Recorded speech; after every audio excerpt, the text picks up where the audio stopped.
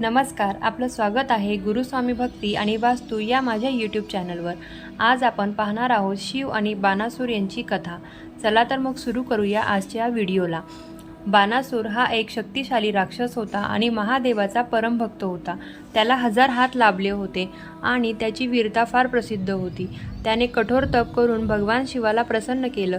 शिवाने त्याला वर दिलं की तुझं राज्य अबाधित राहील आणि मी तुझ्या रक्षणासाठी सदैव तुझ्या पाठीशी राहीन।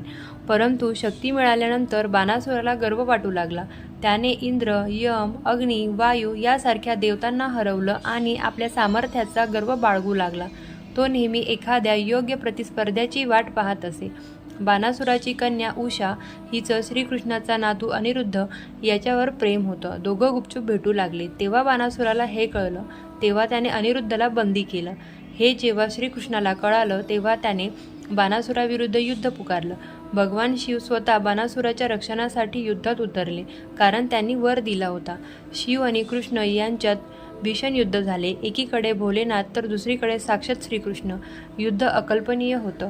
शेवटी श्रीकृष्णाने सुदर्शन चक्राने बाणासुराचे सर्व हात छाटले, पण शिवाच्या वरदानामुळे त्याला प्राणदान दिलं। त्याचा अहंकार नष्ट झाला आणि त्याने पश्चाताप केला।